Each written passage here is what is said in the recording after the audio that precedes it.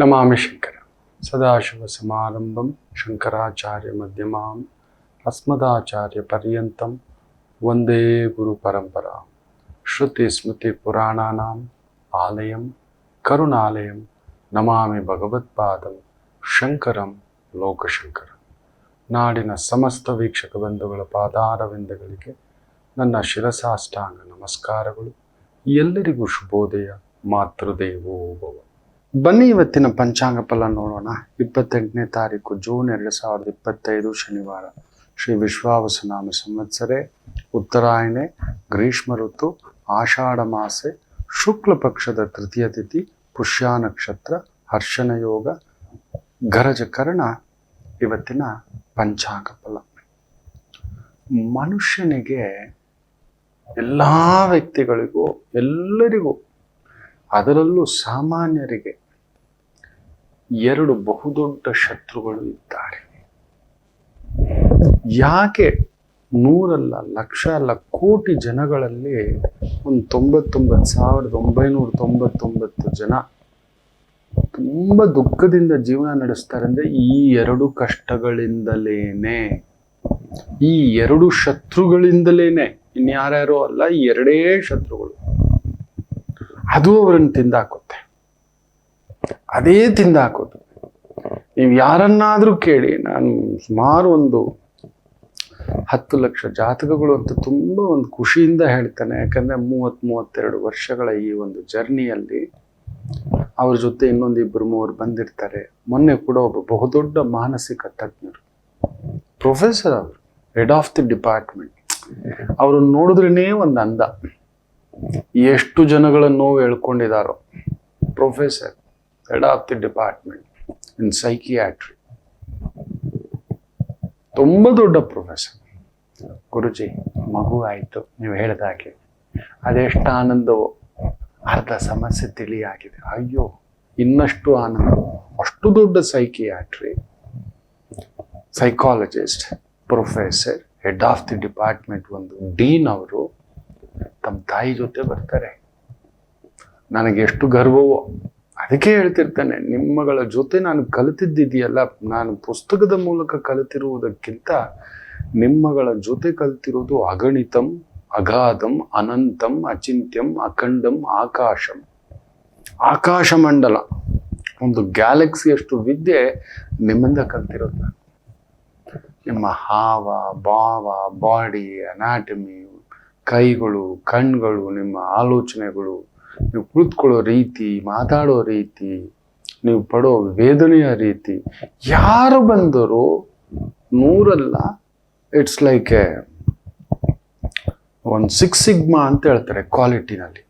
ಒಂದು 10 ಲಕ್ಷದಲ್ಲಿ ಒಂದು ಇಬ್ಬರಷ್ಟೇ failure ಆಗ್ಬೇಕಂತೆ 6 sigma ಕ್ವಾಲಿಟಿನಲ್ಲಿ. Maximum ಇಬ್ಬರಷ್ಟೇ 2 ತಪ್ಪುಗಳಾಗಬೇಕಂತೆ.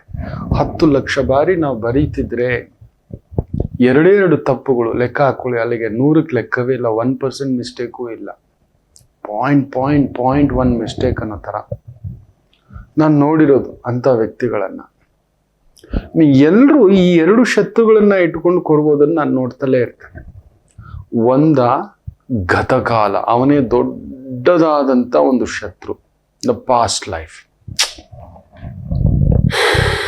ಗುರುಗಳೇ, ಅವತ್ತು ಮದುವೆ ಆಗಬಾರ್ದಿತ್ತು ಗುರುಗಳೇ. ಮದುವೆ ಹಿಂದೊಂದು ದಿನ ಮದುವೆಗೆ ನಿಲ್ಲಿಸ್ಲಿಕ್ಕೆ ಟ್ರೈ ಮಾಡಿದ್ದಾನೆ, ಮನೆಯವರು ಒಪ್ಪಿಲ್ಲ. ಮದುವೆ ತಾಳಿ ಕಟ್ಟುವ ಮೊದಲು ಕೂಡ ರಿಕ್ವೆಸ್ಟ್ ಮಾಡ್ಕೊಂಡಿದ್ದಾನೆ, ಮನೆಯವರು ಒಪ್ಪಿಲ್ಲ. ಸಮಾಜ ಇನ್ನೊಂದು ಅಡ್ಜಸ್ಟ್ ಆಗ್ಬಿಡುತ್ತೆ. ತಂದೆ ತಾಯಿಗೆ ಅಡ್ಜಸ್ಟ್ ಆಗಿಲ್ಲ, ಅವನು ಇಲ್ಲ ಅವಳು. ಅವರೇ ಬದಲಾಯಿಸ್ಲಿಕ್ಕಾಗ್ಲಿಲ್ಲ ಅವ್ರ ಸಂಸ್ಕಾರ. ಮದುವೆ ಮಾಡಿಬಿಟ್ರೆ ಚೇಂಜ್ ಮಾಡ್ಬಿಡ್ತಾರ? ಯೋಚನೆ ಮಾಡಿ. ಖಂಡಿತ ಇಲ್ಲ. ಮದುವೆ ಮಾಡಿಬಿಟ್ರೆ ಬೆಲ್ಲ ಬೇವಾಗುತ್ತೆ, ಬೇವು ಬೆಲ್ಲ ಆಗ್ಬಿಡುತ್ತಾ? ಖಂಡಿತ ಇಲ್ಲ. ಇವತ್ತು ಆ ಮಗು ಅಳ್ತಿರೋದು ನನಗೆ ಮಾತ್ರ ಗೊತ್ತಿದೆ. ಎಷ್ಟು ತಾಯಂದಿರೋ ಆ ಗತಕಾಲ ಅನ್ನೋದು ಕೊಡೋ ಒಂದು ನೋವಿದೆಯಲ್ಲ, ಅದಕ್ಕೆ ನಾನು ಇದನ್ನ ಇಡಾ ಪಿಂಗಳಂ ಅಂತೀನಿ. ಇಡಾನಾಡಿ, ಇದನ್ನ ಪಿಂಗಳ ನಾಡಿ, ಸುಷುಮ್ನ ಆಜ್ಞಾಚಕ್ರ ಅಂತ ಹೇಳ್ತಾರೆ. ಈ ಇಡಾನಾಡಿನಲ್ಲಿ ಬೇಯದು ಬಹುದೊಡ್ಡ ಶತ್ರು ಇಡ. ತುಂಬ ಜನ ಅವತ್ತು ಅಲ್ಲಿ ಇದ್ದಿದ್ರೆ ಅವತ್ತದು ಮಾಡದೇ ಇದ್ದಿದ್ರೆ ಒಂದು ದೊಡ್ಡ ಕುಟುಂಬ. ನಾ ಹೇಳಿದ್ದೇನೆ, ಅವನು ಮೂರ್ಖ, ಅವನಿಗೆ ಕೆಲಸ ಕೊಡಿಸ್ಬೇಡಿ, ತಂದೆದು ಕೆಲಸ ಬಂದಿದೆ, ಅವನು ಮಾಡೋಲ್ಲ, ನೀವು ನಂಬೋಲ್ಲ, ಕೆಲಸ ಬಿಟ್ಬಿಟ್ಟಿದ್ದಾನೆ. ಅದು ಗಲಾಟೆ ಮಾಡಿದ್ದಾನೆ, ನನಗೆ ಈ ಕೆಲಸ ಕೊಡಿಸಿಲ್ಲ ಅಂದ್ರೆ ಒಬ್ಬರನ್ನು ಬಿಡೋದಿಲ್ಲ ಅಂತ. ತಂದೆ ಮಹಾ ಕುಡುಕ, ಇವನು ಕುಡುಕ ಆಗಿ ದಾರಿ ತಪ್ಪಿ ನಿಂತು ಬಿಟ್ಟಿದ್ದಾನೆ. ಕುಡಿದು ಬಿಟ್ಟ ಕೆಲ್ಸಕ್ಕೆ ಹೋದ್ರೆ ಯಾವ ಗೌರ್ಮೆಂಟ್ ಆಫೀಸಲ್ಲಿ ಬಿಡ್ತಾರ್ರಿ? 1 ಬಾರಿ 2 ಬಾರಿ ಗೆಟ್ ಔಟ್ ಅಂತ ಹೇಳ್ತಾರೆ.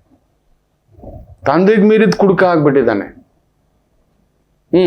ಬೆಳ್ಳಂಬೆಳಗ್ಗೆ ತಂದೆ ಆದ್ರೂ ಡ್ಯೂಟಿಗೆ ಹೋದ್ರೆ ಕುಡಿದೇ ಹೋಗ್ತಿದ್ದ. ಡ್ಯೂಟಿ ಮುಗಿತಿದ್ದಾಗೆ ಸಂಜೆ 4 ಗಂಟೆಗೆ ಕುಡಿಯೋಕೆ ಶುರು ಹಚ್ಕೋತಿದ್ದ. ಕುಡಿದು ಲಿವರು ಕಿಡ್ನಿ ಎಲ್ಲ ಹೋಗಿ ಮಗನಿಗೆ ಹೇಳಿದ್ದಾನೆ, ಅವನಿಗೆ ಕೊಡಬೇಡಿ, ಚಿಕ್ಕವನು ಬುದ್ಧಿವಂತ ಇದ್ದಾನೆ, ಹಾರ್ಡ್ ವರ್ಕ್ ಇದ್ದಾನೆ, ಡೆಡಿಕೇಟೆಡ್ ಇದ್ದಾನೆ, ಅವನಿಗೆ ಕೊಡಿ ಅಂದ್ರೆ ಇವನು ಮನೇಲಿ ಹೋಗಿ ರಂಪಾಟ ಮಾಡಿ ಕೊಡಿಸಿ ತಾನು ಕೆಡೋದಲ್ದೆ, ಕೋತಿ ಕೆಡೋದಲ್ದೆ ವನಾನೆಲ್ಲ ಕೆಡಿಸ್ತು ಅನ್ನೋ ತರ ಇಡೀ ಕುಟುಂಬಕ್ಕೆ ಈಗೆಲ್ಲೋ ಓಡೋಗಿ ಬದುಕು ಕಟ್ಕೊಂಡು ಏನೋ ಇದ್ದಾನೆ ಅಂತ. ಒಂದು ಗೆಜೆಟೆಡ್ ಆಫೀಸರ್ ಪೋಸ್ಟು ಬಿಟ್ಟು ಯಾವುದೋ ಹೋಟ್ಲಲ್ಲಿ ಕೆಲಸ ಮಾಡ್ತಾರೆ.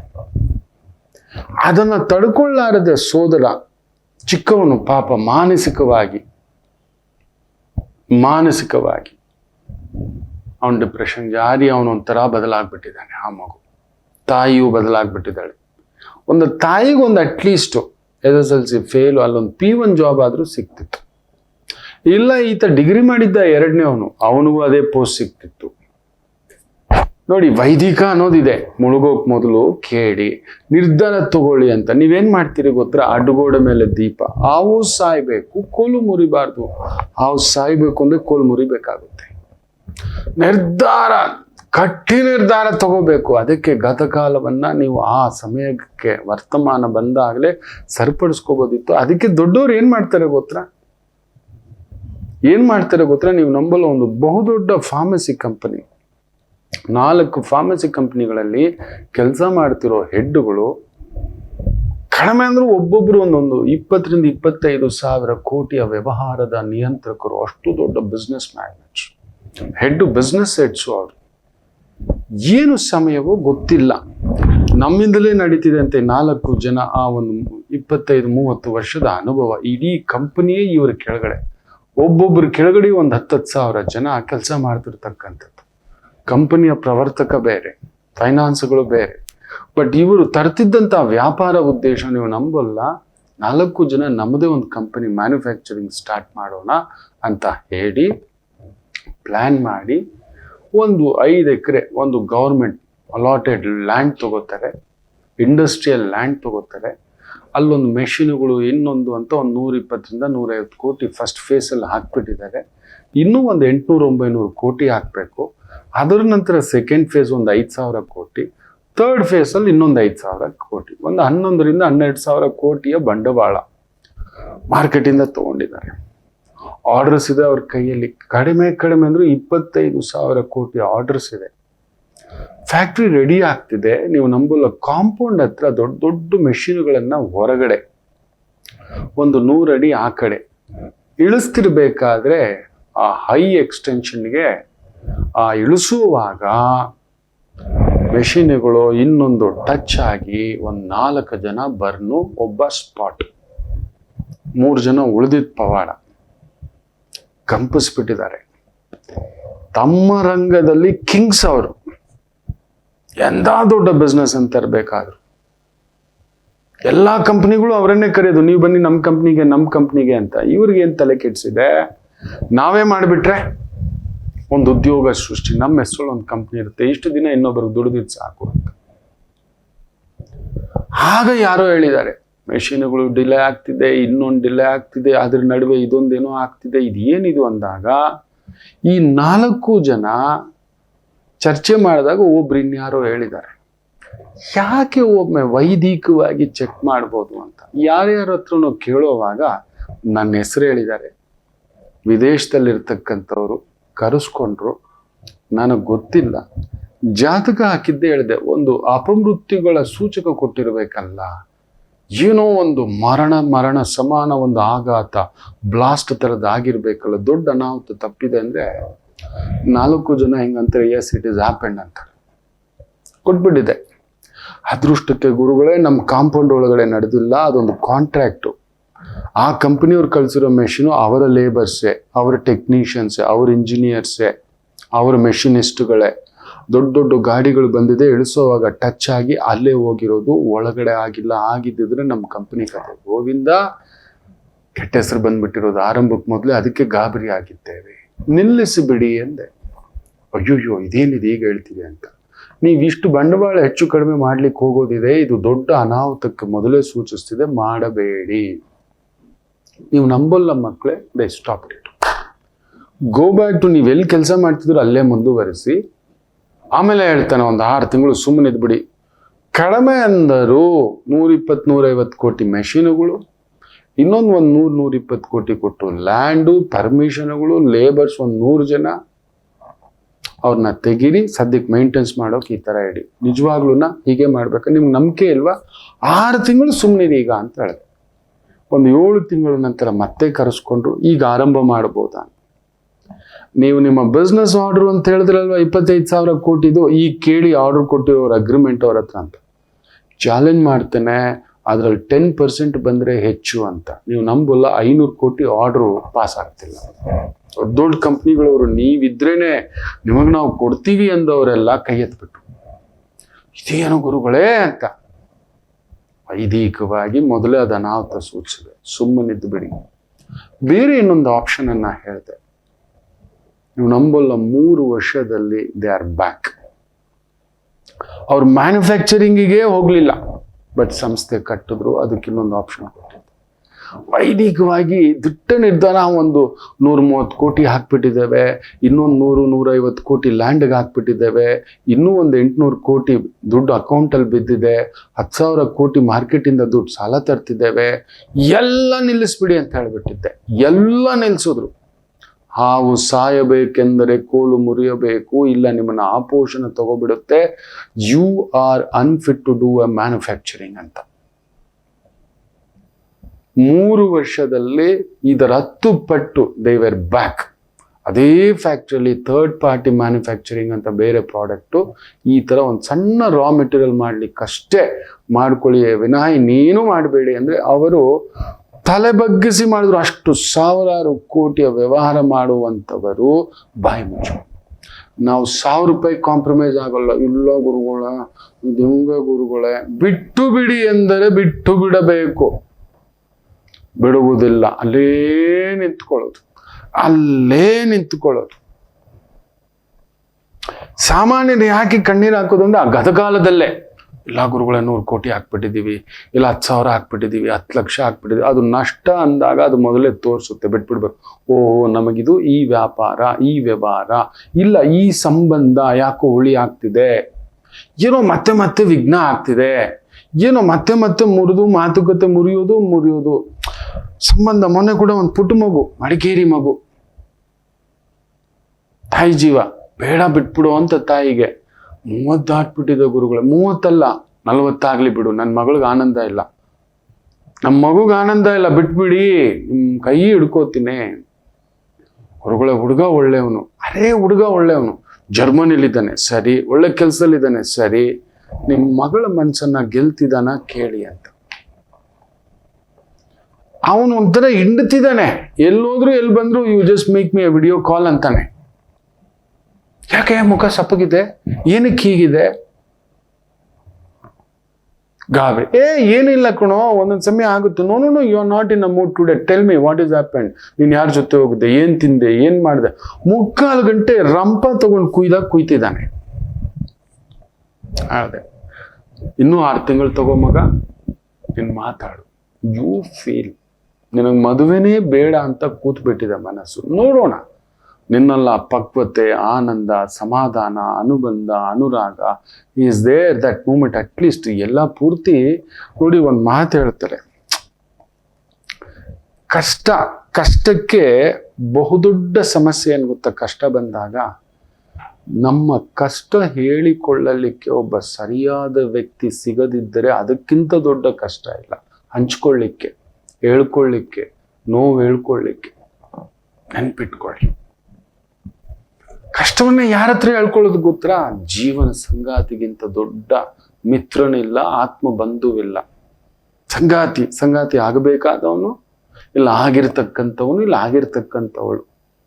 ಹೌದು, ನಮಗೆ ತೀರಾ ಮನಃಶಾಂತಿ ಬಿಡ್ರಿ, ಹೋದ್ರೆ ಹೋಗ್ಲಿ, ಸಂಪಾದನೆ ಮಾಡ್ಕೊಂಡ್ರೆ ಆಯ್ತು, ಹೋದ್ರೆ ಹೋಗ್ಲಿ, ರಾಜ್ಯ ಇನ್ನೊಂದ್ಸಲಿ ಎಲೆಕ್ಷನ್ ನಿಂತು ಗೆದ್ರೆ ಆಯ್ತು, ಹೋಗ್ಲಿ ಬಿಡ್ರಿ, ತಿನ್ಕೊಂಡು ಅವ್ನು ಚೆನ್ನಾಗಿರ್ಲಿ, ನನಗೆ ನೀವು ಇದ್ದೀರಲ್ವೇನ್ರಿ ಅಂತ ಹೇಳುವುದಕ್ಕೆ ಜೀವನ ಸಂಗಾತಿಗಿಂತ ದೊಡ್ಡ ಮಿತ್ರನಿಲ್ಲ.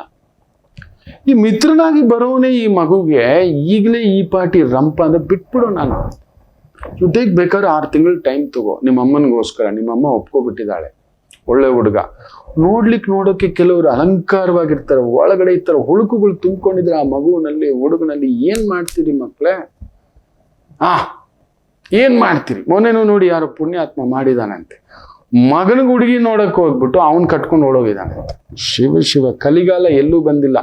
ಕೈವಾರ ತಾತಯ್ಯ ಹೇಳ್ದಾಗೆ, ವೀರಬ್ರಹ್ಮೇಂದ್ರ ಸ್ವಾಮಿಗಳು ಹೇಳ್ದಾಗೆ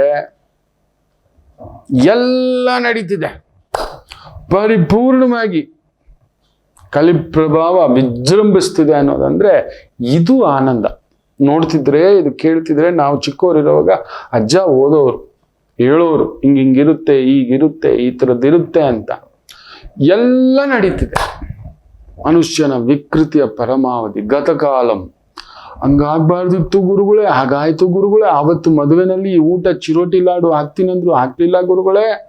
ಮದುವೆನಲ್ಲಿ ನಮ್ಮ ಬಂಧುಗಳಿಗೆ ಮರ್ಯಾದೆ ಕೊಡ್ಲಿಲ್ಲ ಗುರುಗಳೇ. ಜೀವನ್ ಪರ್ಯಂತ ರಂಪ. ಹೌದು, ಗತಕಾಲ ಎರಡೇ ಶತ್ರುಗಳು. ಮೊದಲನೇ ಶತ್ರು ಗತಕಾಲ, ಇನ್ನೊಬ್ಬ ಶತ್ರು ಯಾರು ಗೊತ್ತಾ? ಭವಿಷ್ಯತ್. ಅಪ್ಪ, ಇವನ್ ಬಿಟ್ಟು ಹೋದ್ರೆ ಹೆಂಗೆ ನನ್ನ ಜೀವನ? ಬಿಟ್ಬಿಡಿ, ಆಮೇಲೆ ನೋಡೋಣ. ಬಿಟ್ಟು ನೋಡೋಣ. 6 ತಿಂಗಳು ಹೊರಗಡೆ ಬನ್ನಿ. ನಮ್ಮ ಮಗಳಿಗಿಂತ, ನಮ್ಮ ಮಗನಿಗಿಂತ, ನಿಮ್ಮತನಕ್ಕಿಂತ ಇನ್ಯಾವುದೂ ದೊಡ್ಡದಲ್ಲ.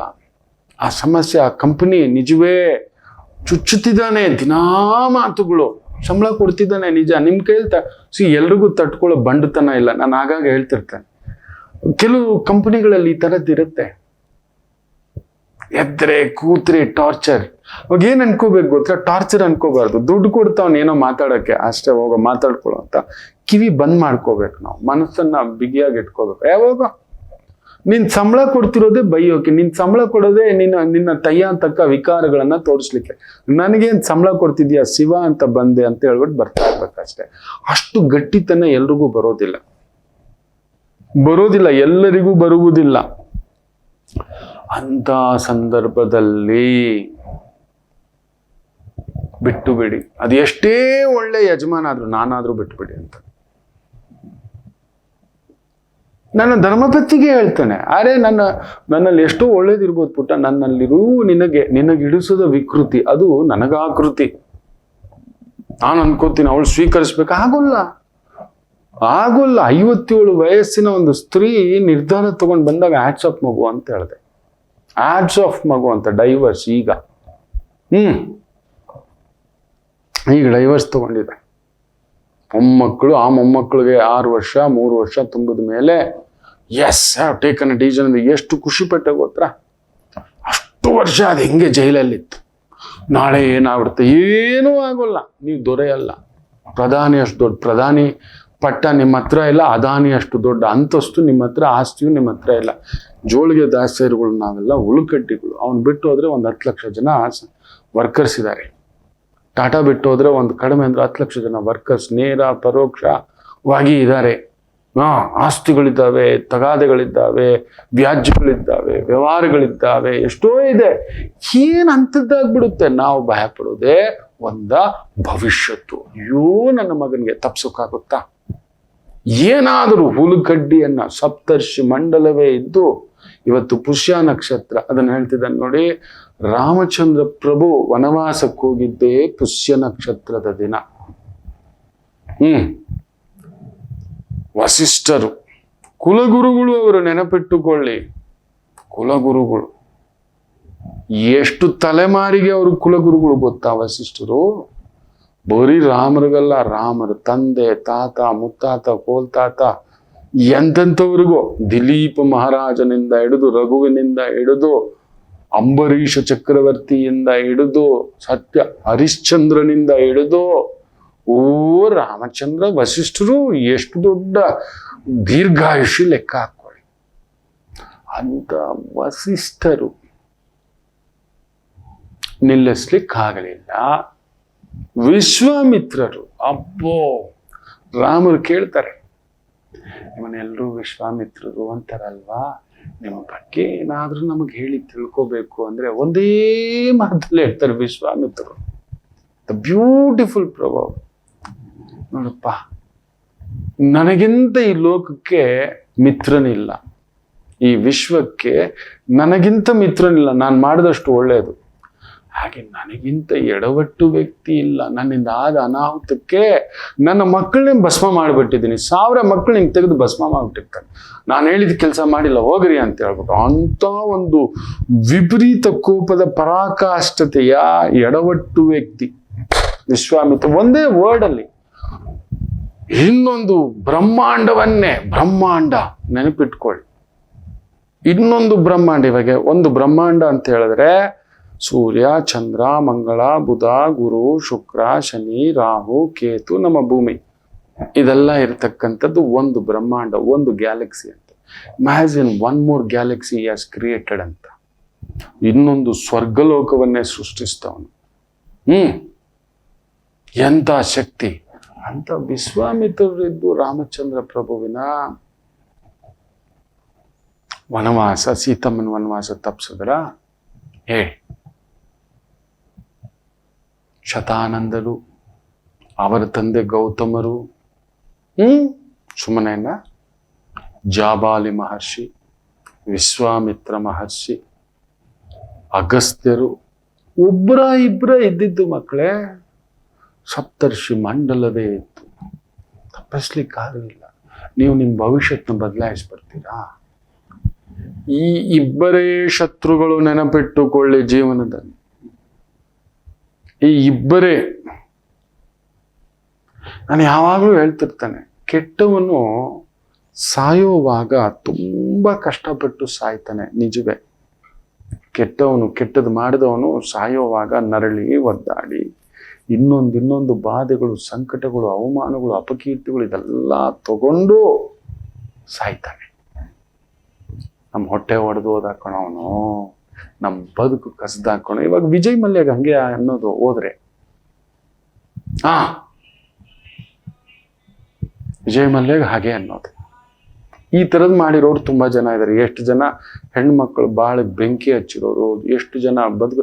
ಇವತ್ತು ವಸತಿ ಹಗರಣ ಅಂತ ಮಾತಾಡ್ತಿದ್ದೀವಲ್ವಾ, ನಮ್ಮ ಟ್ಯಾಕ್ಸ್ ದುಡ್ಡು ತಗೊಂಡು ಬಡವ್ರು ಕೊಡ್ತೀವಿ ಅಂತ ಹೇಳ್ಬಿಟ್ಟು ಇವರು ದುಡ್ಡು ತಗೊಂಡು ಬೇರೆ ಬೇರೆ ಲೆಕ್ಕಾಚಾರಗಳು, ಬೇರೆ ಬೇರೆ ಧರ್ಮದ ಲೆಕ್ಕಾಚಾರಗಳಲ್ಲಿ ಮಾಡ್ತಿದ್ದಾರೆ. ಅಂದ್ರೆ ಇವ್ರ ಮನೆಗಳು ಚೆನ್ನಾಗಿರುತ್ತ ಮಕ್ಕಳೇ, ಇವ್ರ ಕುಟುಂಬಗಳು ಚೆನ್ನಾಗಿರುತ್ತೆ ಅನ್ಕೊಂಡಿದ್ದೀರಿ?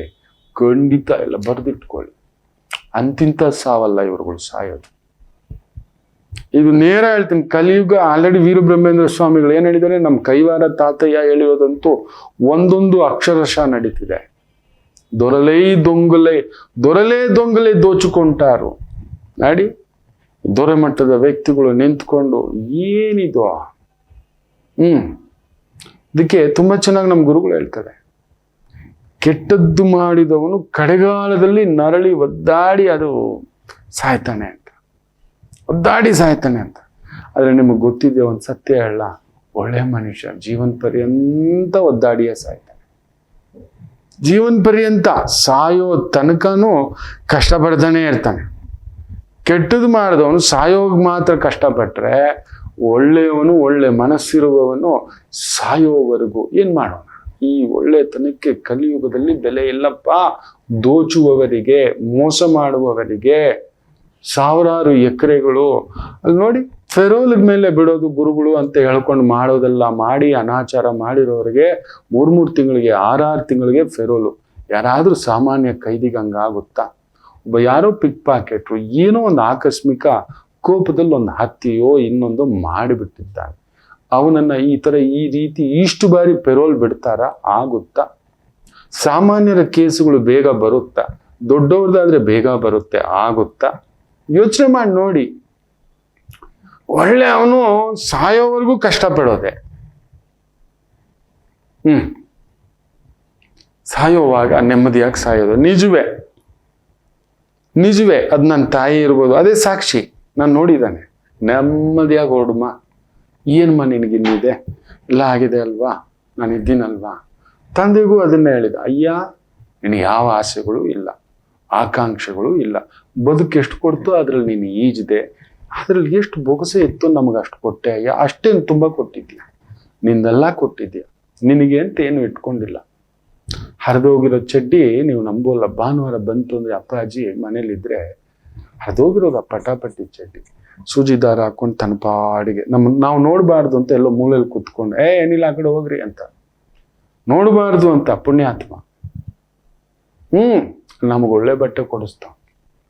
ಆದ್ರೆ ನಾನು ಅದನ್ನೇ ಹೇಳಿದೆ, ಸಾಯುವಾಗ ನೆಮ್ಮದಿಯಾಗಿದ್ಯಾ, ಏನಿಲ್ಲ, ನಿನ್ಗೆಲ್ಲ ಕೊಟ್ಟ ದೈವ, ಒಂದೊಳ್ಳೆ ಊಟ, ಬಟ್ಟೆ, ಬದುಕು, ಒಳ್ಳೆ ಮಕ್ಕಳು. ನಾವು ಯಾರು ಕೆಟ್ಟವರಲ್ಲ, ಕೆಟ್ಟದ್ದು ಬರೋಲ್ಲ.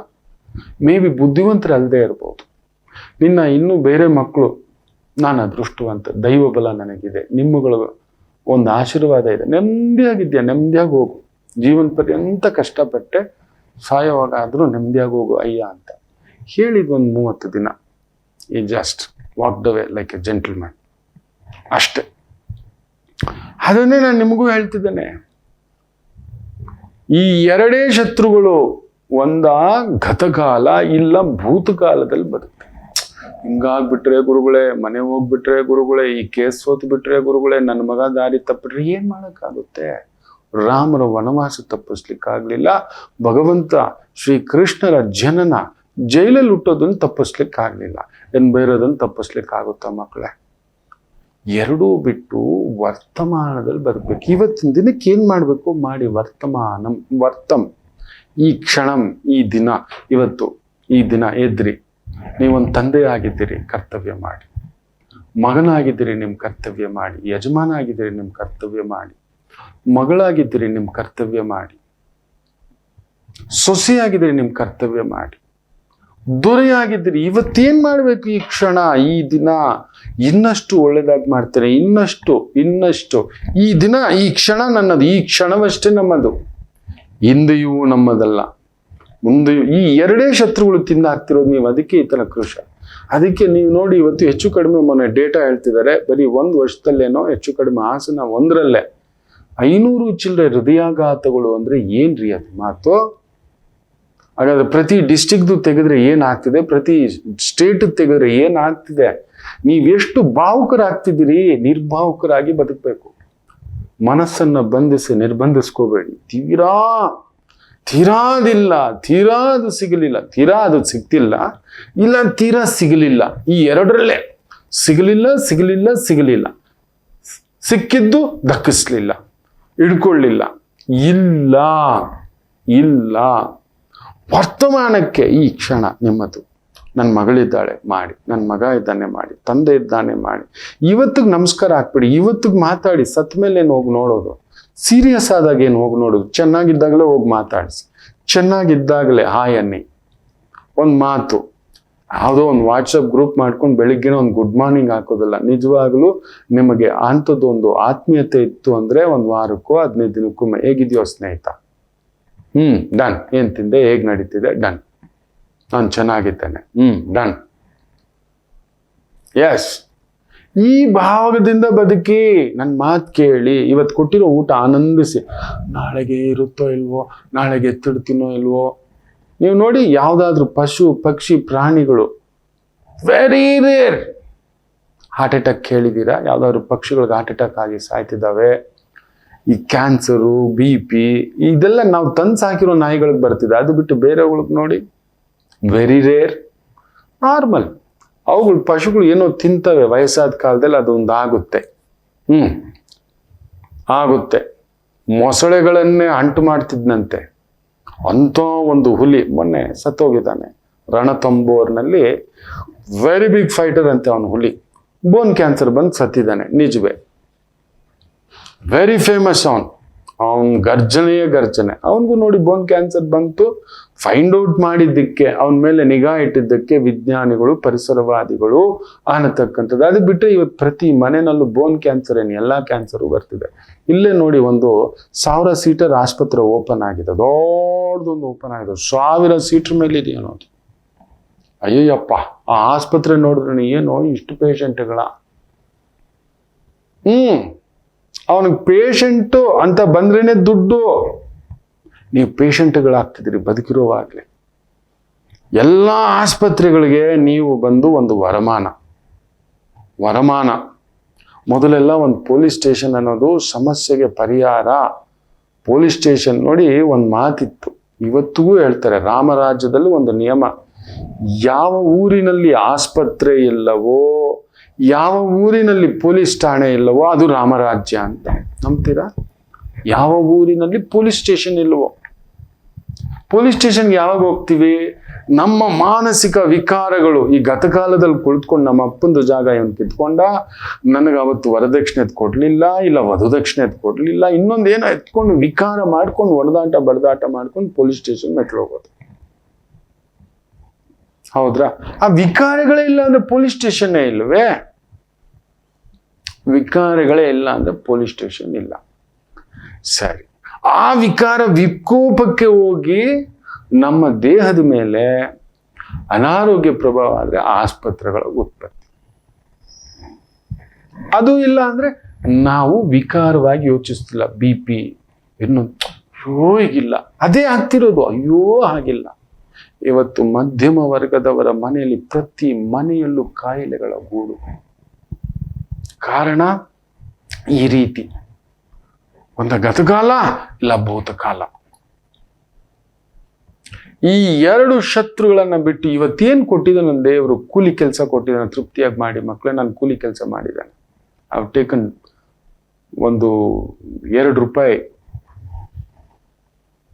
ಸಂಬಳ ತಗೊಂಡಿದ್ದಾನೆ. ದಸರಾ ರಜಾ, ಸಮರ್ ಹಾಲಿಡೇಸ್ ರಜಾ, ಹೋಗ್ಬಿಟ್ಟು ಕೂಲಿ ಕೆಲಸ. ಅನಂತು ಸರ್ ಅಂತಲೇ ಕರೀತಾನೆ. ಇವತ್ತು ಅನಂತಣ್ಣ ಅಂತಾನೆ. ತುಂಬಾ ಆತ್ಮೀಯರು, ಗುರುಗಳೇ, ಅನ್ನದಾತರೆ, ಮರಿಬಾರ್ದದು.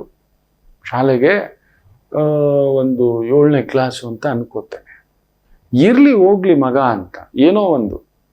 ಆ 30 ರೂಪಾಯಿ ನಾನು ಮರೆತಿಲ್ಲ. ಅದ್ರಲ್ಲಿ 1 ರೂಪಾಯಿ ನನ್ನ ತಿಂಡಿ ಊಟ ಹೋಗೋದು, ಇನ್ನೊಂದು 1 ರೂಪಾಯಿ ತಗೊಬಂದು ಹಾಗೆ ಮನೆ ಕೊಡ್ತಿದ್ದೆ. ಸುಸ್ತಾಗಿ ಮಲಗ್ಬಿಡ್ತಿದ್ದೆ.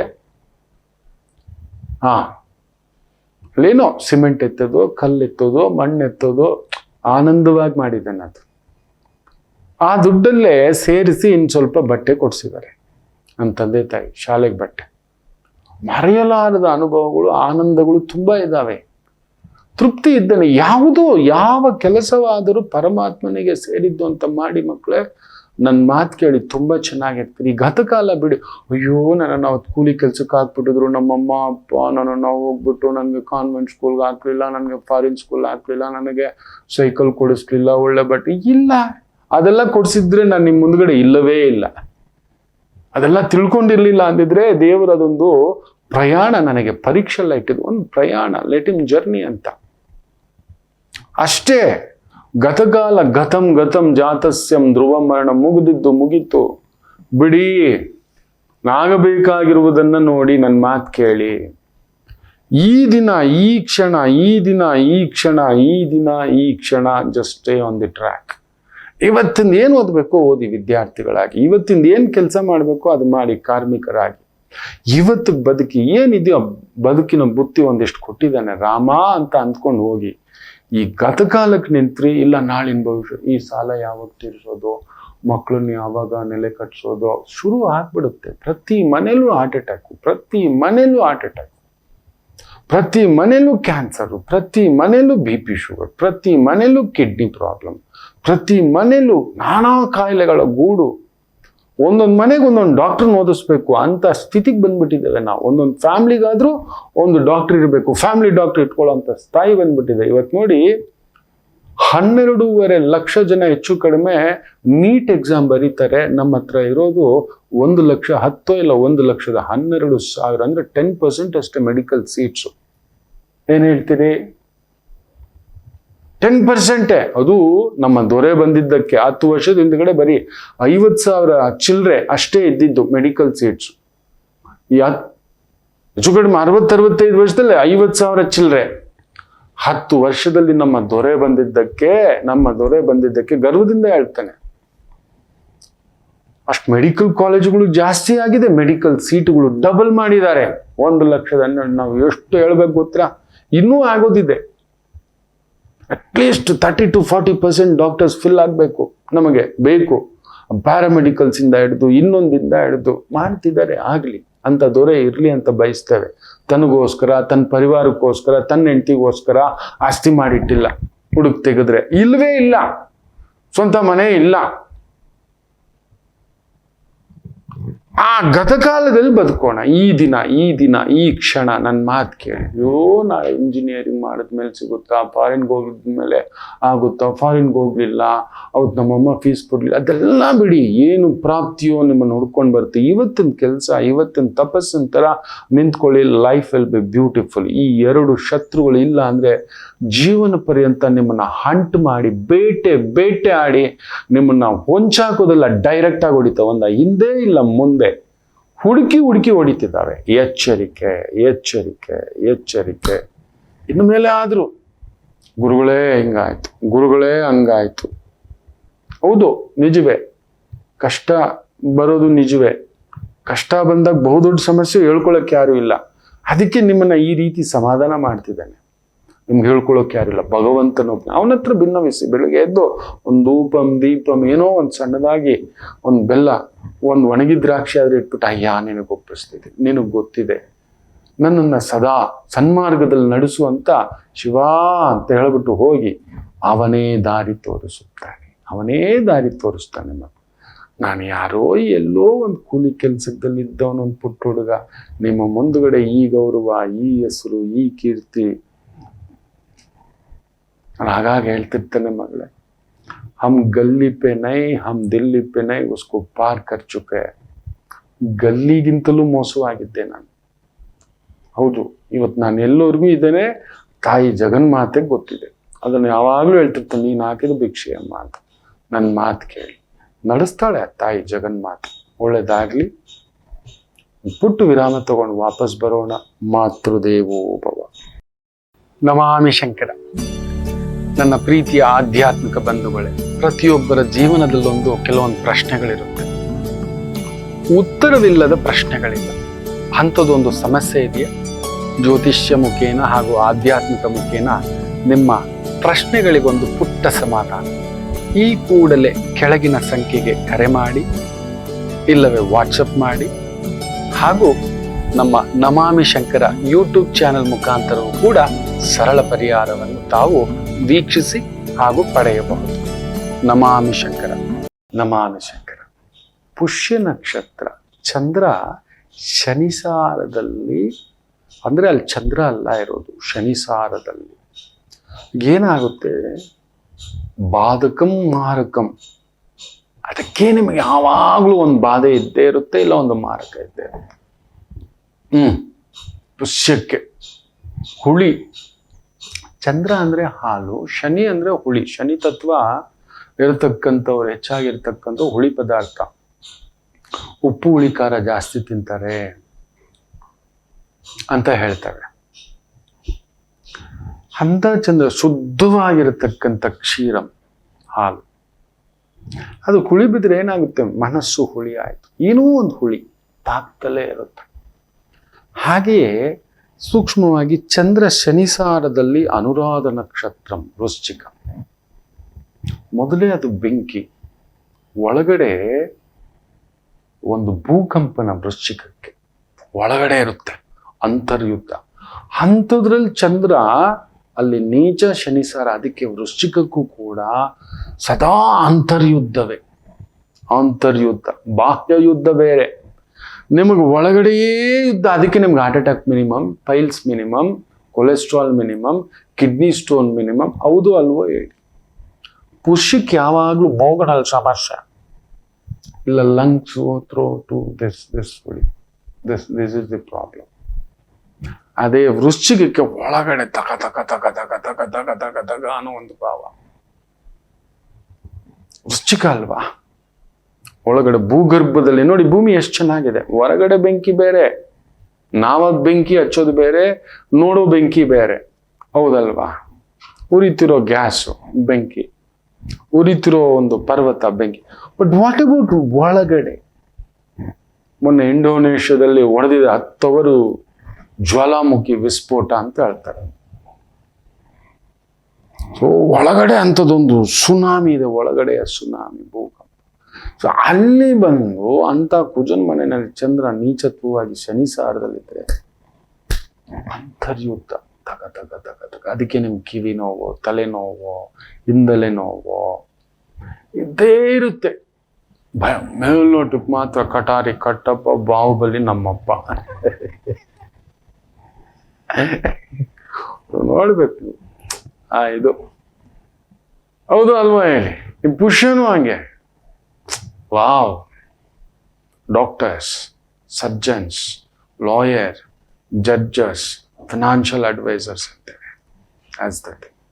ಇನ್ನು ಮೀನರಾಶಿ ಗುರುವಿನ ಮನೆಯಲ್ಲಿ ಇರತಕ್ಕಂಥ ಉತ್ತರಾಭಾದ್ರ ನಕ್ಷತ್ರ. ಗುರುವಿನ ಮನೆ, ಗುರು ಅಂದ್ರೆ ಯಾರು? ಕುಟುಂಬಕಾರಕ, ಪುತ್ರಕಾರಕ, ನೆಮ್ಮದಿಕಾರಕ, ಜ್ಞಾನಕಾರಕ. ನಿಮ್ಮನ್ನ ಅಜ್ಞಾನಿಗಳ ಜೊತೆಲಿ ಇಡ್ತಾನೆ, ಇಲ್ಲ ಯಾವುದೋ ಒಂದು ನಿರ್ಧಾರ ನಿಮ್ಮನ್ನ ಅಜ್ಞಾನದ ಅಂಧಕಾರದಲ್ಲಿ ಇಡ್ತಾನೆ. 100% ನಿಮ್ಮ ಕುಟುಂಬದಲ್ಲಿ ನೋವೇ. ಕರೆಕ್ಟಾಗಿ ಹೇಳಿ, ಮೀನರಾಶಿ ಒಂದ ನಿಮ್ಮ ಅಮ್ಮ, ಇಲ್ಲ ನಿಮ್ಮ ಅಪ್ಪ, ಇಲ್ಲ ನಿಮ್ಮ ಫ್ಯಾಮಿಲಿ, ನೀವು ಇರಲ್ಲ, ಇಲ್ಲ ಅವ್ರು ನಿಮ್ಮ ಜೊತೆಲಿ ಇರಲ್ಲ, ಇಲ್ಲ ನೀವೇ ಒದ್ಕೊಂಡು ಬಂದಿರ್ತೀರಿ, ಇಲ್ಲ ಅವ್ರು ನಿಮ್ಮನ್ನು ಒದ್ಕೊಂಡು ಹೋಗಿರ್ತಾರೆ, ಇಲ್ಲ ನಿಮ್ಮ ಜೊತೆಲಿ ಎದ್ದು ಸರಿಯಾಗಿ ಹಿಂದೆ ಮುಂದೆ ಫುಲ್ ಕ್ಲೀನ್ ಶೇವ್. ಹೌದು ಅಲ್ವೋ? ಗುರುವಿನ ಮನೆಯಲ್ಲಿರೋ ಉತ್ತರಾಭಾದ್ರ ನಕ್ಷತ್ರ ಹೇಳಿ. ಎಷ್ಟು ಜನ ಕಮೆಂಟ್ಸ್ ಆಗ್ತದೆ ಅಂತ ಕಾಯ್ತಿರ್ತಾರೆ. ಈ ಥರದ್ದು ಹಲವಾರು ಮಾಹಿತಿಗಳ ಭಂಡಾರ ನಿಮಗೆ ಸಿಗ್ತಾ ಇರುತ್ತೆ. ಖಂಡಿತ ಇಷ್ಟ ಆದವರು ಆದಷ್ಟು ಶೇರ್ ಮಾಡಿ. ಹೊಸದಾಗಿ ನೋಡ್ತಿರೋರು ಒಂದು ಬೆಲ್ ಬಟನ್ ಒತ್ಕೊಳ್ಳಿ ನಮ್ಮ ಯೂಟ್ಯೂಬ್ ಕಾರ್ಯಕ್ರಮದಲ್ಲಿ. ಆಯ್ತು, ಬನ್ನಿ ಇವತ್ತಿನ ಈ ಪುಷ್ಯ ನಕ್ಷತ್ರ. ಇನ್ನಷ್ಟು ಮಾಹಿತಿಗಳು ಹಂಚ್ಕೋತಿರ್ತಾನೆ ಆಗಾಗ. ಎಲ್ಲ ಒಂದೇ ಸರಿ ಹೋಳಿಗೆ ಕೊಡಬಾರ್ದು ಅಂತ. ಹೇಳಿದ್ದು ನಿಜವೋ ಅಲ್ವೋ ಹೇಳಬೇಡಿ. ಪುಷ್ಯ, ಅನುರಾಧ ಹಾಗೂ ಉತ್ತರಾಭಾದ್ರ. ಜನ್ಮದ ನೀವು ಭಾರ ಹೊರಲು ಬಂದಿರೋದೆ ಅಷ್ಟೇ, confirm. That is the journey. ಆದರೆ ಅದ್ರಲ್ಲಿ ಸಕ್ಸಸ್ಗಳು ಉಂಟು. ಅದನ್ನು ಮುಂದೊಂದಿನ ಒಂದೊಂದೇ ಬಿಡಿಸ್ತಾ ಬರ್ತಾನೆ. ಆಗಾಗ ಸ್ವಲ್ಪ ಹೋಳಿಗೆ ತುಪ್ಪ ಹಾಕಿಸ್ಕೊಡ್ತೇನೆ ನಿಮಗೆ. ಮೇಷರಾಶಿ, ಚಂದ್ರ ಶನಿಸಾರದಲ್ಲಿದ್ದು ಶನಿ 12ನೇ ಮನೆ. ಉದ್ಯೋಗದಲ್ಲಿ ಸ್ವಲ್ಪ ಒತ್ತಡ, ಮಾಡ್ತಿರೋ ಕೆಲಸದಲ್ಲಿ ರೆಕಗ್ನಿಷನ್ನು, ಇನ್ಕಮ್ಮು, ಪೊಸಿಷನ್ನು, ಪ್ರಮೋಷನ್ನು, ತೃಪ್ತಿ, ಆತ್ಮತೃಪ್ತಿ, ಧನ ತೃಪ್ತಿ, ಆರ್ಥಿಕ ತೃಪ್ತಿ, ಕುಟುಂಬ ತೃಪ್ತಿ ಇರುವುದಿಲ್ಲ. ಏನೋ ಸರ್ ಹೇಳಿದ್ನಲ್ಲ, ಒಂದು ಗತಕಾಲದಲ್ಲಿ ಬದುಕ್ತೀರಿ, ಇಲ್ಲ ಭೂತಕಾಲದಲ್ಲಿ ಬದುಕ್ತೀರಿ. ವರ್ತಮಾನಕ್ಕೆ ಕೊಡೋಕೆ ನೀನು ಯಾರು, ತಗೊಳಕ್ ನಾನು ಯಾರು, ಅವನಿದ್ದಾನೆ ಅಂತ ಅಂದುಕೊಂಡ್ರೆ ಆನಂದ ಅನ್ನತಕ್ಕಂಥ. ನೀವು ಅನ್ಕೊಳ್ಳೋದೇ ಇಲ್ಲ. ಎಲ್ಲ ಯಾವಾಗಲೂ ಅನ್ಕೊಳ್ಳೋದು ನಾವೇನು ಗೊತ್ತಾ? ನನ್ನ ಬುದ್ಧಿ, ನನ್ನ ಮೇಧಾಶಕ್ತಿ, ನನ್ನ ಜ್ಞಾಪಕ ಶಕ್ತಿ, ನನ್ನ ಸ್ಥೈರ್ಯ, ನನ್ನ ಧನಬಲಂ, ನನ್ನ ಗರ್ವಬಲಂ ಯಾವುದೂ ಇಲ್ಲ, ಎಂಥದೂ ಇಲ್ಲ. ಯಾವಾಗಲೂ ಹೇಳ್ತಿರ್ತಾನೆ. ಎಲ್ಲರೂ ಹೇಳ್ತಾರೆ, ನಿನ್ನ ಒಳ್ಳೆ ಮನಸ್ಸಿಗೆ ಒಳ್ಳೆಯದೇ ಆಗುತ್ತೆ ಕಣೋ ಅಂತಕ್ಕಂಥದ್ದು. ನಾನಂತೂ ಹೇಳ್ತಾನೆ, ನಮಗೆ ಮಾತ್ರ ಗೊತ್ತು. ನಾವು ನಾಶ ಆಗೋದಕ್ಕೆ ಅತಿ ದೊಡ್ಡ ಕಾರಣ ಏನು ಗೊತ್ತಾ? ನಮ್ಮ ಒಳ್ಳೆ ಮನಸ್ಸೇ. ತುಂಬ ಜನ ಬಂದು ಹೇಳೋದು ನೋಡ್ಬೇಕು, ಗುರುಗಳೇ ನಿಮ್ಮ ಒಳ್ಳೆ ಮನಸ್ಸಿಗೆ ಒಳ್ಳೆಯದೇ ನಡೀತೆ ಬಿಡಿ ಗುರುಗಳೇ. ನಂಬಲ್ಲ. ನಾನು ಎಷ್ಟೆಲ್ಲ ನೋವು ತಿಂದಿದ್ದೇನೆ. ಮೊನ್ನೆ ಒಬ್ಬ ಕಸ ಗುಡಿಸ್ಕೊಂಡಂಗೆ ಗುಡಿಸ್ಕೊಂಡು ಹೋಗಿದ್ದಾನೆ ಪುಣ್ಯಾತ್ಮ. ಕಸ ಗುಡಿಸ್ಕೊಂಡು ಹೋದಾಗೆ ಚೆನ್ನಾಗಿರ್ಲಿ ಇಷ್ಟೇ ಹೇಳಿದೆ. ನೀವು ಕಣ್ಣಲ್ಲಿ ನೋಡಿದ್ರೆ ಕಣ್ಣೀರು ಹಾಕ್ತೀರಿ ಅಂತ ನನ್ನ ಧರ್ಮಪತ್ನಿ. ಆಗ್ಲಿ ಬಿಡಮ್ಮ ಅಷ್ಟೇ. ಎಲ್ಲರೂ ಹೇಳ್ತಾರೆ ನೋಡಿ, ಒಳ್ಳೆಯವ್ರಿಗೆ ಫಸ್ಟ್ ಹೇಳೋ ಡೈಲಾಗ್ ಏನು ಗೊತ್ತು? ಒಳ್ಳೆ ಮನ್ಸಿಗೆ ಒಳ್ಳೆದೇ ನಡೆಯುತ್ತಮ್ಮ. ಆ ಒಳ್ಳೆ ಮನಸ್ಸಿನವ್ರಿಗೆ ಮಾತ್ರ ಗೊತ್ತು. ಇವತ್ತು ಕಳ್ಕೊಂಡಿರೋದು ಆ ಒಳ್ಳೆ ಮನಸ್ಸಿನಿಂದಲೇ, ಆ ಒಳ್ಳೆತನದಿಂದಲೇ. ಇರ್ಲಿ ಬಿಡು, ಆಗ್ಲಿ ಬಿಡು, ಹೋಗ್ಲಿ ಬಿಡು. ಹೌದು ಅಲ್ವೋ ಹೇಳಿ? ಹೌದು ಅಲ್ವೋ ಹೇಳಿ? ಎಷ್ಟು ಜನ ಒಳ್ಳೆಯವರು ನಿಮ್ಮ ಒಳ್ಳೆತನದಿಂದಲೇ ಇವತ್ತು ನೀವು ಬೀದಿಗೆ ಬಿದ್ದಿರೋದು, ನಾಶ ಆಗಿರೋದು. ನನ್ನಮ್ಮ ಚೆನ್ನಾಗಿರ್ಲಿ ಅಂತ ಕೊಟ್ಟು ಮಕ್ಕಳು, ನನ್ನ ಮಕ್ಕಳು ಚೆನ್ನಾಗಿರ್ಲಿ ಅಂತ ತಾಯಿ. ಕೊಟ್ಟು ಕೈಯೇ ಕೆಟ್ಟೋಯ್ತಪ್ಪ, ಕೊಡೋಕ್ ನೀನೇನೋ ಯಾಕೋ ಆಗಲ್ಲ ಅನ್ನೋ ರೀತಿ. ಶ್ರೀರಾಮಚಂದ್ರ ಅದೃಷ್ಟಕ್ಕೆ ನನಗೆ ದೇವರು ಕೊಟ್ಟಿರೋ ವರ ಏನಂದ್ರೆ, ನಿಮ್ಮ ಜೊತೆ ಮಾತನಾಡುವಾಗ ಮಾತ್ರ ಒಂದು ಸ್ವಲ್ಪ ಹಳೆಯ ನೆನಪುಗಳು ಅದು ಇದು ಬರುತ್ತೇವಿನ ಬೇರೆ ಸಂದರ್ಭದಲ್ಲಿ ನನಗೆ ನೆನಪುಗಳೇ ಇಲ್ಲ, ಮರವುಗಳು. ನಾನು ಭೂತಕಾಲದಲ್ಲಿ ಬದುಕೋಲ್ಲ, ವರ್ತಮಾನ, ಈ ದಿನ ಈ ಕ್ಷಣ ಆದಷ್ಟು ಅದಕ್ಕೆ ಇಂಪಾರ್ಟೆನ್ಸ್ ಕೊಡ್ತೀನಿ. ಇವತ್ತೆಷ್ಟು ವಾಕ್ ಮಾಡಿದೆ, ಇವತ್ತೆಷ್ಟು ಕೆಲಸ ಮಾಡಿದೆ, ಇವತ್ತು ಬೇರೆದೇನು ನೋಡ್ಕೊಂಡು ಅಷ್ಟೇ. ನಾಳೆಗೇನು ಇನ್ನೊಂದಕ್ಕೇನು ಅಂತ ತೀರಾ ತಲೆ ಕೂತ್ಕೊಳ್ತಕ್ಕಂಥದ್ದು ಹೋಗೋದಿಲ್ಲ. ಎಸ್, ನೀವು ಅದೇ ಮಾಡಿ. ಎಲ್ಲರೂ ಮುಖ್ಯವಾಗಿ ಮೇಷ ಇವತ್ತು ಅದನ್ನೇ ಮಾಡಿ. ತುಂಬ ಒಳ್ಳೆಯವರಾಗ್ಲಿಕ್ಕೆ ಹೋಗ್ಬೇಡಿ. ವೃಷಭ ರಾಶಿ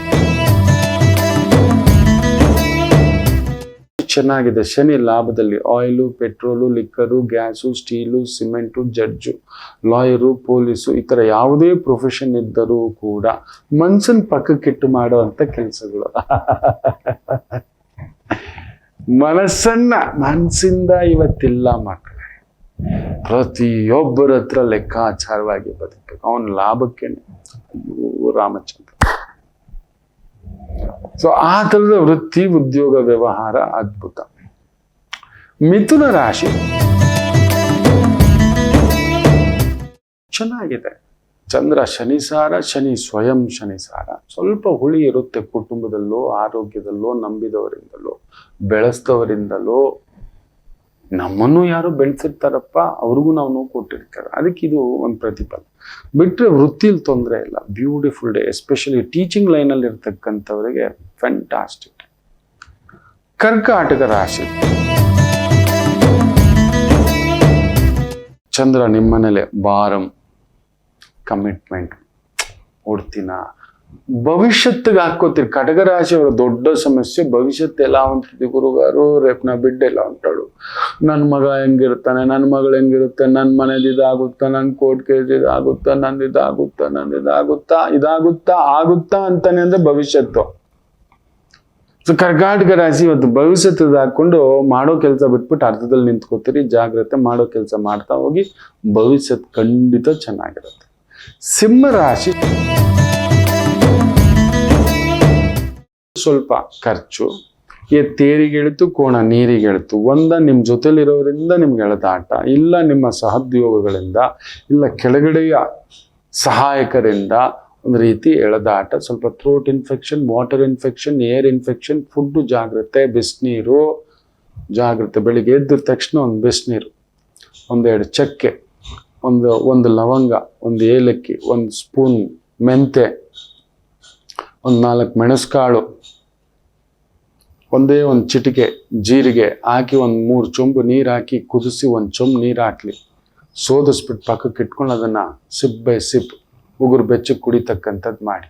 ಎಲ್ಲರೂ ಮುಖ್ಯವಾಗಿ ಸಿಂಹ ಮಾಡಿ. ಕೇತು ಬೇರೆ ಅಲ್ಲೇ ಇದ್ದಾನೆ. ನಿಮಗೆ ಬೇಗ ಅದೊಂದು ಉಸಿರಾಟ ಸಮಸ್ಯೆ, ಮೂಗುಗೆ ಸಮಸ್ಯೆ, ಈ ಥರದ್ದೊಂದು ಇರುತ್ತೆ ನಿಮ್ಮ ಒಳಗಡೆ. ಆಯ್ತು. ಆಮೇಲೆ ಸಿಂಹರಾಶಿಯವರು ಮುಖ್ಯವಾಗಿ ಮಂಡಿಗಳಿಗೆ, ಸೊಂಟಕ್ಕೆ, ಪಾದಕ್ಕೆ ಚೆನ್ನಾಗಿ ಎಕ್ಸಸೈಸ್ ಕೊಡಬೇಕು. ಮುಖ್ಯವಾಗಿ ಬಸ್ಕಿ ಹೊಡಿಬೇಕು. ಚೆನ್ನಾಗಿ ಸಿಟ್ಟಪ್. ಹೌದು. 6ನೇ ಮನೆ ಶನಿ, 8ನೇ ಮನೆ Guru. So careful. You have to make it stronger. ಅದು ಮಾಡ್ಕೊಳ್ಳಿ, ಹೆಲ್ತಿ ಆಗಿರ್ತೀವಿ. ಕನ್ಯಾ ರಾಶಿ ಚೆನ್ನಾಗಿದೆ. ಶನಿ ನೇರವಾಗಿ ನೋಡ್ತಿದ್ದಾನೆ. Shani Chandra engineers. Shani Chandra Budha beautiful. Engineers, architects, designers, planners, ಈ ಥರದ ವೃತ್ತಿ ಉದ್ಯೋಗ ಅದ್ಭುತ ಪ್ರಗತಿ. ತುಲಾ ರಾಶಿ ದಶಮದಲ್ಲೇ ಚಂದ್ರ ಇದ್ದಾನೆ. ದಶಮಾಧಿಪತಿ ಶನಿ ಸಾರದಲ್ಲಿದ್ದು, ಶನಿ 6ನೇ ಮನೆ. ಬುಧನ್ ಜೊತೆಲಿರೋದ್ರಿಂದ consultancy, technical consultancy, IT consultancy, management consultancy, planning consultancy, ಈ ರೀತಿಯ ವೃತ್ತಿ ಉದ್ಯೋಗ ಅದ್ಭುತ ಪ್ರಗತಿ. ವೃಶ್ಚಿಕ ರಾಶಿ ಪಂಚಮದಲ್ಲೂ ಶನಿ, ಭಾಗ್ಯದಲ್ಲೂ ಚಂದ್ರ ಶನಿ ಸಾರದಲ್ಲಿದ್ದಾಗೆ. ನಿಮಗೆ ಮಧ್ಯವರ್ತಿಯ ಕೆಲಸಗಳು, ಯಾಕಂದ್ರೆ ಚಂದ್ರ ಶನಿ ಸಾರದಲ್ಲಿದ್ದು ಬುಧನ್ ಜೊತೆಲಿರೋದ್ರಿಂದ ಮಾತಿಗೆ ಸಂಬಂಧಿತ ಸೇಲ್ಸು, ಮಾರ್ಕೆಟಿಂಗ್, ಅಡ್ವರ್ಟೈಸಿಂಗ್, ಈ ರೀತಿಯ ಅಡ್ವೈಸಿಂಗ್, ವೃತ್ತಿ ಉದ್ಯೋಗ ಅದ್ಭುತ ಪ್ರಗತಿ. ನೋಡ್ಕೊಳ್ಳೋದು, ಸೂಪರ್ವೈಸ್ ಮಾಡುವಂಥ ವೃತ್ತಿ ಉದ್ಯೋಗ. ಧನುಸು ರಾಶಿ ಅಷ್ಟಮಾಧಿಪತಿ ಅಷ್ಟಮದಲ್ಲಿರೋದನ್ನ ಕಳ್ಳತನ, ಮನಸ್ಸಿಗೆ ಕಳ್ಳತನ, ವೃತ್ತಿಯಲ್ಲಿ ಕಳ್ಳತನ, ಅಂದರೆ ಏನೋ ಪೋಲ್ ಮಾಡ್ಕೋತೀರಿ. Time will be wasted, neglected, delayed, ಸ್ವಲ್ಪ ಕೇರ್ಲೆಸ್ ಮಾಡ್ತಕ್ಕಂಥದ್ದಾಗುತ್ತೆ. ಓಂ ನಮೋ ಭಗವತೆ ವಾಸುದೇವಾಯ. ವಿಷ್ಣು ಸಹಸ್ರನಾಮ, ಗೋವಿಂದ ನಾಮಾವಳಿ ಕೇಳಿ ಮುಂದಕ್ಕೆ ಹೆಜ್ಜೆ ಆಗ್ತಕ್ಕಂಥದ್ದು ಮಾಡಿ. ದೊಡ್ಡ ಕೆಲಸ, ದೊಡ್ಡ ರಿಸ್ಕು, ದೊಡ್ಡ ಇನ್ವೆಸ್ಟ್ಮೆಂಟ್ ಯಾವುದೇ ಮಾಡದೇ ಇದ್ರೆ ಉತ್ತಮ. ಇನ್ನು ಮಕರ ರಾಶಿ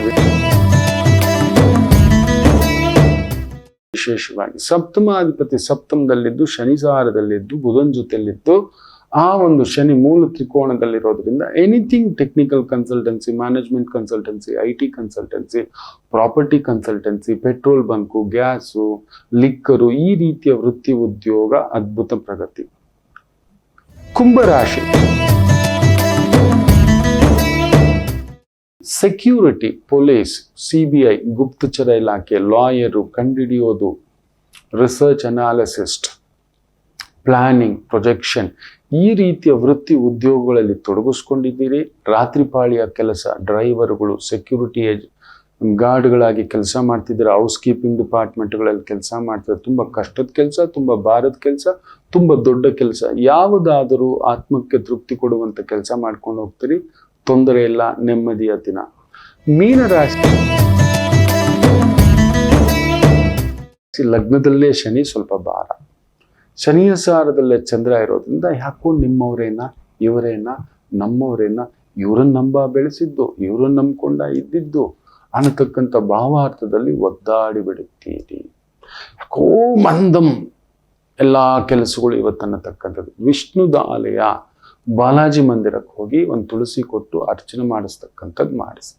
ತುಂಬ ವಿಶೇಷ ಆಗುತ್ತೆ, ಇರೋ ಹೊರೆ ಕಡಿಮೆ ಆಗುತ್ತೆ. ಎಲ್ಲರಿಗೂ ಒಳ್ಳೆಯದಾಗಲಿ. ಮಾತೃದೇವೋ ಭವ.